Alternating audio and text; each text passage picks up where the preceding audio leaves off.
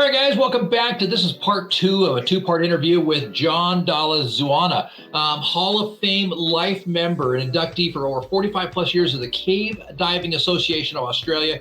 Amazing diver. He's helped out on some of the world's biggest dives that you've obviously seen with Richard Harris diving into those caves in New Zealand, just doing amazing stuff. He's got an amazing 3D software that he's helped develop, and they go through and they video and build the 3D models of caves as well. John, thank you so much for coming back.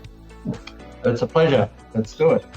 So John, I want to kind of pick up where we left off, and I want to get a little more detailed. So let's get a little more detailed on the planning. How this has to be an amazing amount of math. You start planning out an 800-foot dive and you've got 10 people that are doing, surface support and diving support. How do you decide what gases to use and what depths you're going to use for yourself? Well, there's obviously the two parts to that. That's the support divers and what they do as compared to what the Harry and Craig and co are doing at the cutting edge. Obviously, trimix is the big quest. But not only that, we are in a limited environment whereby weight and resources is to an extent limited. So we had to start thinking about simple things like bailout gases and all that. Obviously, we're playing with rebreathers, which is the most economical way of doing it. The early exploration done in, say, New Zealand, the Pierce Resurgence, was done on open circuit. And obviously they were able to reach 100, 120 meters and got stuck in a particular area of the cave where they couldn't see their way on. And they obviously carried a lot of equipment to get to that point. And clearly exploration beyond that became onerous in terms of gear. So rebreathers were the tool of choice, clearly, and that back in the late 2000, 2007, 8 type era. But from there, we started looking at deeper dives and assembling a team of people that did deeper dives was sort of a little bit difficult initially because there weren't many people around doing that type of diving, sub 100-meter dives back in the 2006, 7, 8 era. So finding the right team at that point was super interesting. And fortunately, we were able to do that, and we were playing around with the deep wrecks around Australia at the time to do that. But our interest was cave diving. So with the rebreathers, initially we were looking at setting up bailout scenarios, and we were doing single person solo dives to get deeper into the cave. And you'd have the support team that'll go down to 150-ish, and then you had the backup diver who was able to do the 200-meter range, and the cutting edge diver at the 200-meter as well. So we found out single diver was the way to go. Now, psychologically, that was quite a demand on people like Harry and Craig, and that depth. Mind you, there's been some other divers that have joined us doing those sort of dives as well, but predominantly Harry and Craig in our team. And that started limiting our ability to go further, because doing a solo dive, being in the water 12, 14 hours, with a sort of fairly primitive sort of habitats was starting to be very telltale. So we started looking at twin rebreathers at that point, and Harry and Craig were exploring ways of marrying two rebreathers so that they can actually cut down on the bailout scenario where we needed to string tanks all the way down the cave. So if we can minimize the number of bailout cylinders that we needed, because we had twin rebreathers for each diver, then that obviously was the solution. However, once we started diving that 230-ish, 240-meter range, one of the huge things that started to become apparent is that arch enemy called work of breathing. And the work of breathing started to be significant to the point that we had to be clear that the rebreathers that we were using gave us the optimal less amount of work of breathing as possible. And we started to use 590 type mixes, 5% oxygen, 90% helium, and a little bit of nitrogen, and started to push that 200 to 250 meter range. Now, overseas, there was a few other people doing the sub 250 meter at that time as well. So that was interesting. But what we started to find are two significant things. One is that the work of breathing increases because of the density of gas that we were using. That is the helium and the oxygen. And once you go below 200 meters with that sort of mixture, a 490 or a 590 type mixture, your gas density will be greater than what we call 6 grams per litre. Do the maths. And 6 grams per litre is sort of a reasonably high level where you can cope reasonably well with the difficulty in breathing or the work of breathing. So if you go above 6 grams per litre, you'll start to go into the laboured breathing. As soon as you've got laboured breathing happening, you've got the problem of carbon dioxide retention, and we start looking at the effects of carbon dioxide poisoning, so to speak, even though the scrubbers are technically doing their job. But we need to be aware that anything denser than 6 grams per litre, we start going into trouble. So a 590 mixture is around about 6 grams per litre at the 200 metre mark.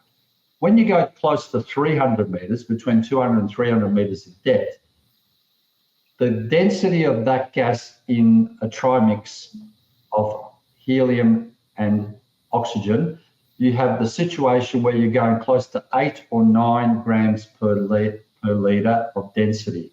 So you're way into the work of breathing, a high work of breathing scenario. Notwithstanding that, 4 or 5% oxygen will take you to a PPO2 of oxygen around 1.5, 1.6 easily. So you're going to have a high partial pressure of oxygen, and you've got a high density of gas when you go deeper than 200 meters. And our videos of our boys, when they're in that 200, 250 meter, was demonstrating that they were starting to get shakes and things of that nature there. So we had the scenario of work of breathing. We can hear that and feel and sort of hear that heavy breathing, that laboured breathing.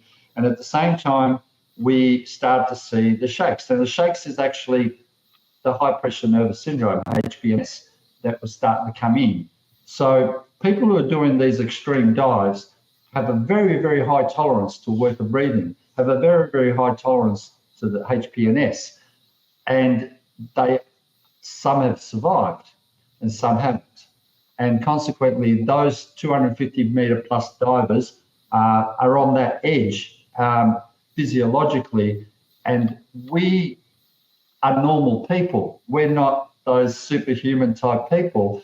And we recognize that, and we said, there's got to be a better system. So it was foolish for us to think that we could go to 250, 300 meters just like this in a cave because we're using trimix and all that, and some people overseas did it. The rationale was knocking on the wrong door, and consequently that needed a big think. And Harry, obviously Richard Harris, with his medical background and interest, and Craig as well, they started looking for solutions to this, and it was a collaboration with people like Michael Monduno, whom you know, and who brought together a team of people to start exploring what is the solution to cut down the work of breathing, what is the solution to knock down the HPNS sort of stuff. And we're saying, well, what is wrong with hydrogen as a gas? Obviously, it's a lighter gas. And can we use hydrogen to do the job of helium and get rid of a whole stack of things? So they started workshopping that as a theoretical model. Unbeknownst to the working party, Harry had some very specific interest in actually trying it out and going through a whole stack of steps to see if it can be done safely. And that was the discussion that occurred about 2 years ago. The nexus of that was 2 years ago, and we've evolved from there. Shall I continue? Oh, absolutely. So let's jump into a little bit. What are the significant hazards associated with using hydrogen as a diving gas, particularly like flammability? Well, exactly that. So basically, hydrogen is an extremely explosive gas when mixed with oxygen. Stoichiometrically, that's a word. Once you got more than 4% oxygen in the mix, hydrogen is super explosive. All it needs is a spark, and it goes bang. Literally goes bang. And the spark could come from a number of potential sources at the time. I mean, we're talking about a rebreather that's got a solenoid battery. We're talking about even the static friction of the counterlungs. If the counterlungs are dry, causing a static spark inside a hydrogen-oxygen mixture. It is clearly a dangerous gas to work with, and we have to do a decanting. So you got adiabatic pressure when you turn the valves on. You got boosting, which is something that we didn't know about whether we could actually achieve that. We had, notwithstanding other questions, decompression, anabaric diffusion. There's a whole stack of other things that we had to think about as possibilities, but we couldn't solve every problem. So Harry started experimenting initially. So by the obvious question is, will it blow up? That's probably the most number one thing. And the way he did that was cunningly, he put some hydrogen in a cylinder, used the hydrogen as a diluent, had an oxygen cylinder with his rebreather, and he put his unit in a swimming pool. And basically, the whole thing was submerged. If anything was going to happen, it might blow upwards rather than sideways. He tells the story that he had to wait for his wife to go and do some shopping, so she wasn't at home when he experimented with this in the backyard pool. But essentially, he then turned the unit on and let the solenoid actually fire away by its own accord, building up the partial pressure. Set the PPO2 on the breather to 0.7, and turned the unit on and watched it slowly inject the oxygen in the hydrogen sort of environment. And that was just a pure oxygen-hydrogen environment test. And he thought, well, it didn't blow up the first time. And then he sort of carefully injected oxygen into the breather in the pool, and that seemed to work. So he was quite confident that he's got away with that at that point. And that was basically where he left that until we went to New Zealand and said we're going to do this. So once we got there, we had to boost hydrogen into its own bottle. So the basic concept was we used the standard trimix in our rebreather down to about 200 meters. And once we got to 200 meters, we set our PPO injector to 0.7, kept it as low as possible. We didn't want a high oxygen mix into the system, and by setting our injector down to 0.7 meant that we trickled the oxygen in slowly. You start off with a mixture of, again, 490 trimix of helium and oxygen, or oxygen helium, and we were able to take that down. And his idea was that when you got to 200 meters, he would shut down the dill mix of helium and open up the oxygen mix and open up the hydrogen mix, which was a separate bottle. And he would do that by using a switch block that was plumbed into the system. So flick the switch and hydrogen would now go in as a diluent. And then he would push the hydrogen into his lung and slowly breathe that out. Now, what that did was change the mixture to approximately 30% or 40% of hydrogen, again, maybe 30, 40% of helium, and you had an oxygen amount of around about 3-ish%. So we kept the oxygen below 4% as much as we can. So if we had the oxygen percentage in the mix less than 3%, that means that the PPO2 of oxygen at 200 meters would have been about 0.6 of a bar. So the oxygen was at a reasonably good amount to sustain the breather. The partial pressure of oxygen was low enough, but corresponding to that, we had about 3% of oxygen in the overall mix. You had about 30, 40% of helium, 30, 40% of hydrogen. So you had that blend, and I think they coined it hydroliox as a mixture. But what that did was it kept the work of breathing between 200 meters and potentially 300 meters to under 6 grams per litre. It kept the partial pressure of oxygen between 0.6 to at 300 meters goes to about 0.9. And at the same time, it reduced the prevalence of high pressure nervous syndrome remarkably, anecdotally, by looking at our videos. And what we were able to say is that the mixture worked.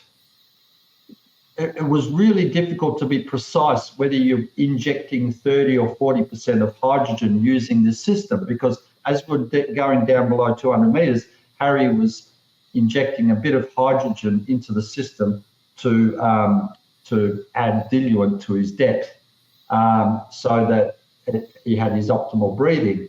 And that mixture enabled him to kill the HPNS. His work of breathing felt really good. His PPO2 of oxygen was at the right sort of level, and things worked really well. And he was very, very happy with that whole procedure.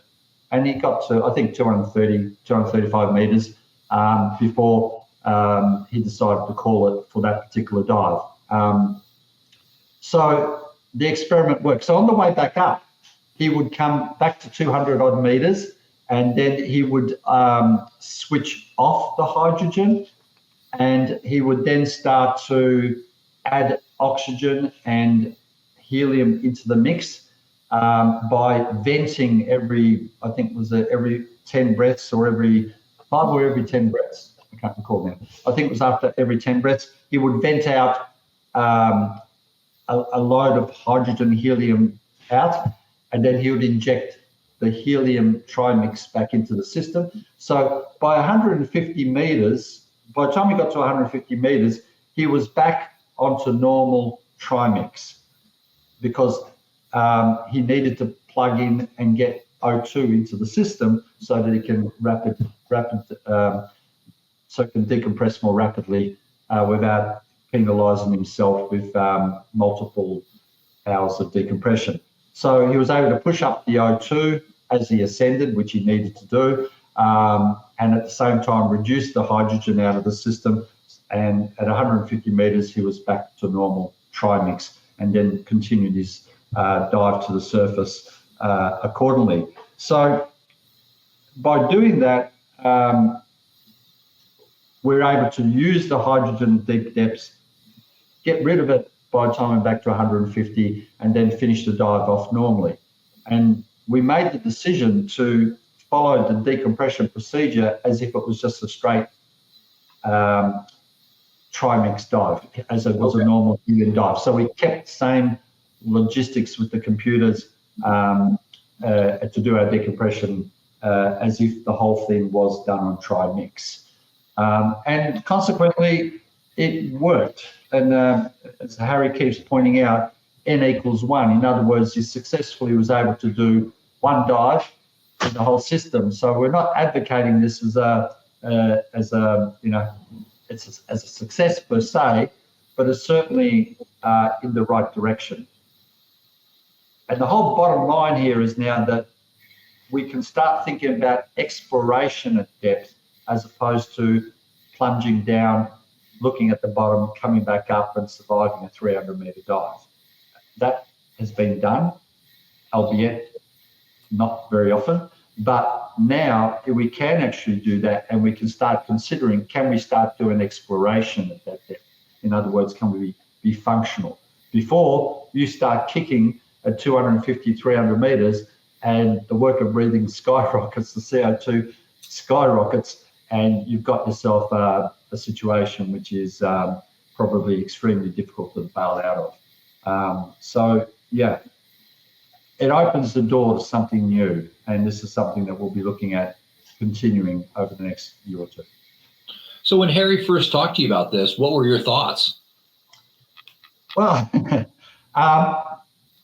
everyone had their different theories about, whether hydrogen in your system hydrolyzes your blood system so it becomes acidic. We knew about the explosive factors, and we knew about all of that sort of stuff there. But at the same time, I think all of us are not, what's the right word, the right way of putting it? We're not sheep. We're sort of, we're rational human beings, and we think about what each person is doing. And, even the pressure, like totally off topic, but even the pressure of having a filming crew looking at what you're doing, and you're sort of saying, I'm focusing on the dive. I'm not focusing on the fact that I've got a camera guy beside me or something stupid like that. We had to argue over what is acceptable and what isn't. And consequently, we sat down and talked a lot about what to do, why, what the implications are of various things that might have occurred with the hydrogen steps. We understand that there were a number of people in the discussion team initially that threw this concept around. We had some pretty heavy type people discuss it. Some were pro, not that people were against it, but not many people knew that it was going to be a practical thing as much as a theoretical discussion. But ultimately, there were a lot of serious thought being put behind what we were going to do. When Harry and Craig put it all out on the table, this is how we're going to do it. Mind you, it was chosen that Harry did the dive and Craig would support him at that depth. So Craig stayed on the trimix. And that's one of the reasons why we were aiming just for the 230, 240. We weren't looking at, again, I think I mentioned previously, we do things in very small steps. Familiarity breeds safety. So we were very conscious of what was happening. I mean, we all hid behind the bushes when we started boosting. We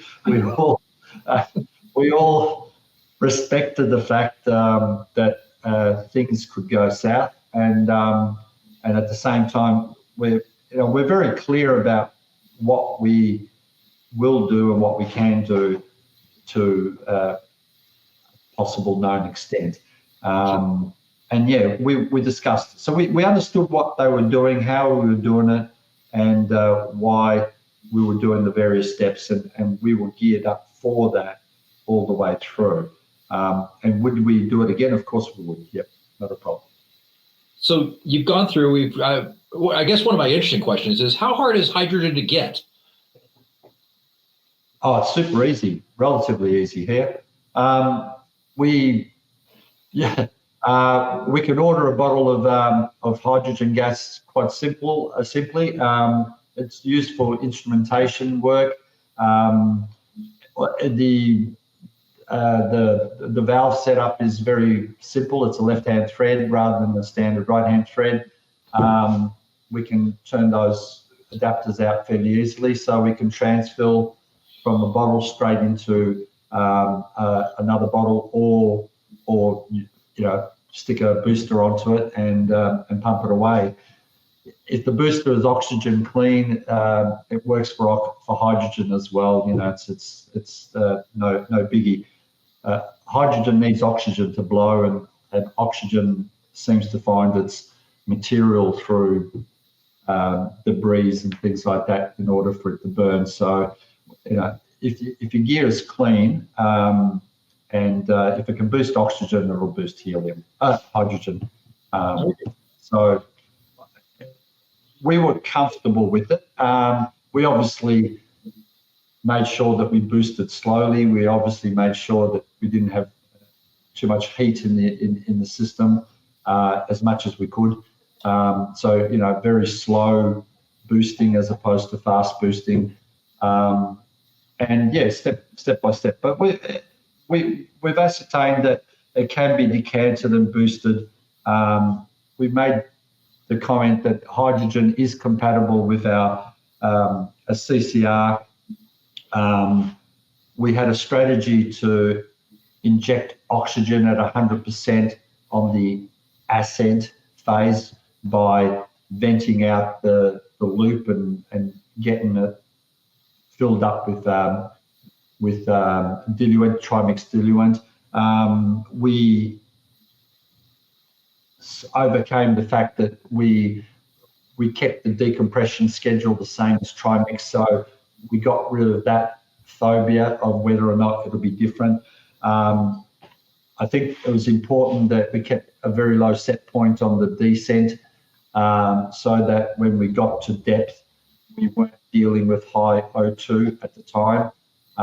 So that worked out. There's a couple of those strategies that we thought about, that we implemented, that worked, and I think the accessibility of hydrogen was super easy. We could get it in New Zealand, we can get it in Australia fairly simple. Nice. Wasn't an issue. Yeah, and of course the narcotic effect and the HPNS was something that anecdotally also was not present. Much better than previous dives. And Harry was very, very happy with that and was, quite ecstatic about it, really. Yeah, so it worked. Right on. So you went to the initial testing where Harry didn't blow up his house, which we're very glad about that. Found out apparently with a credit card you can buy your own hydrogen. Took it out. You dove it now. So now, what have you learned since starting this project that you didn't think about before? I think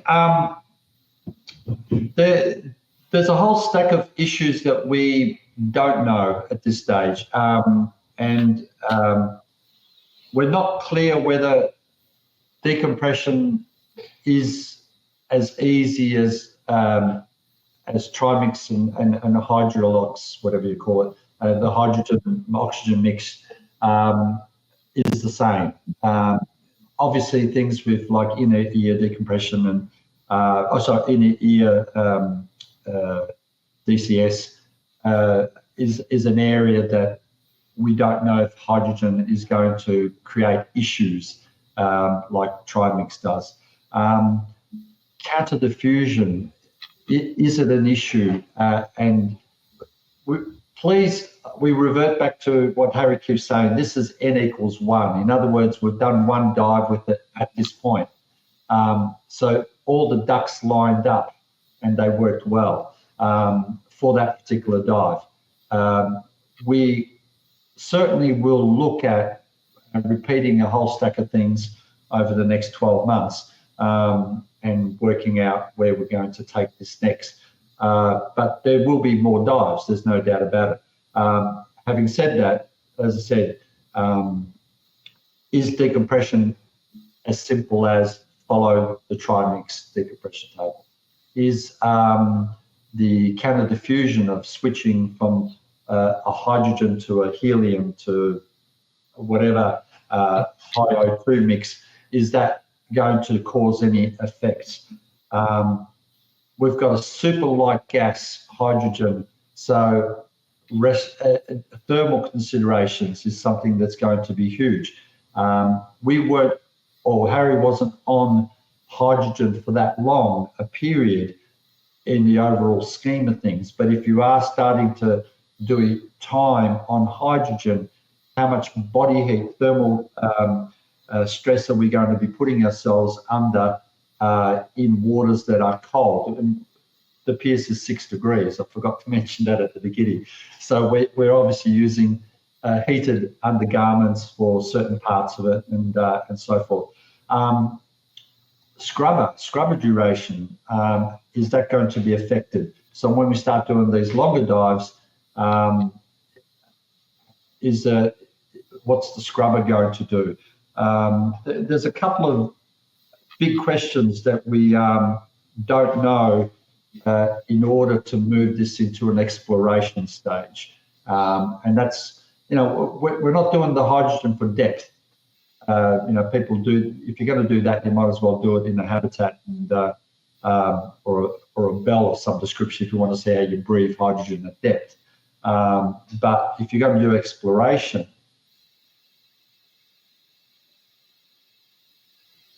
environment full stop to begin with, let alone playing around with the hydrogen gas. So I think we need a few more hydrogen dives before we start letting loose on the horizontal path rather than just up and down. But anyway, that's the next phase.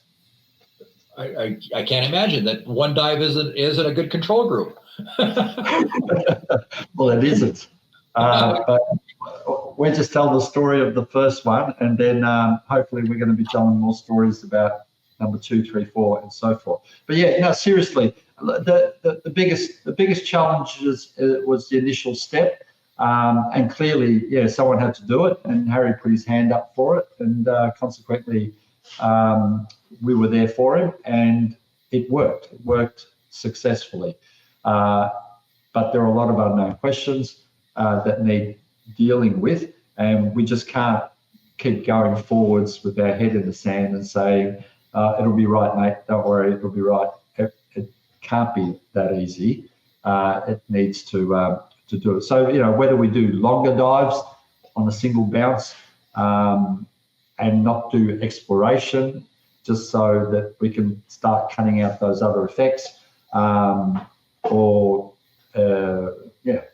basically that's what I think we'll be doing, spending our time in the next couple of dives, just doing single dives whereby we extend our time with the gas, and then we start thinking about exploration down the track.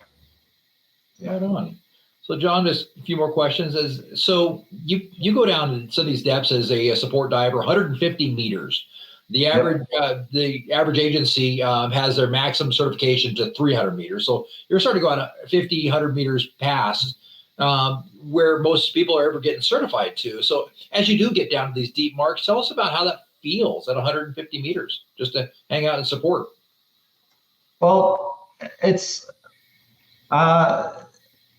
good question. It's certainly a very quiet place. I mean, you become very introspective is the wrong word. When I'm there, I sort of, at times I started doing some mapping at between 100 and 120 meters on certain cave features and so forth. And you can you really feel that quietness, isolation, but it's not a terrifying isolation, but it's, that it's a very still place. It's a very quiet, and your senses are really tuned to the max, whereby you can hear yourself breathing. You can hear the machinery. I won't, I know people have reported, and I have tasted, there's a metallic taste in your mouth or something like that. But you sort of are very, very aware that you are isolated. And I don't mean that, again, in a negative way. It's that solitude that you get. You can think clearly. That's the important thing. With trimix, the right trimix, you can clearly see things. You're not blurred. You're not suffering narcosis. You're very focused in what you're doing. But one thing that really, really builds up in the back of your head is the time that you are, every minute, you know that there's a 30-minute sort of decompression stop behind you. So even though you are enjoying where you are, because it is quite a mystical place, you're very conscious of the fact that as every minute goes by, you've got a penalty, a decompression penalty that you have to do. The upper habitats are really good because you can stretch out, but the lower habitats are really boxes, and it's a pain to sort of sit in there. And I might throw a video on there of Harry and Craig in a little box at some stage, and you can see that it's just an uninviting environment that you have to suffer literally for a couple of hours to get out of that box into the next habitat. But knowing that penalty is there really is the part that knocks you around the most, for me anyway. So love being at that depth, love the serenity, love the sight that I see when I'm down there. But then, like I was running around in Kidja Blue at 120, zooming from one end of the cave to the other and all that in nice warm water. And then I came up and realised I had 9 hours of decompression to do. And you go, and that was in water. Fortunately, it was warm, but I had to write notes to send up to people to send me down another wetsuit, which I put on underwater at my deco stop so I could stay warm. And the jelly babies would come down, so you can chew on those things. And chewing on a rebreather is quite different to chewing on a regulator.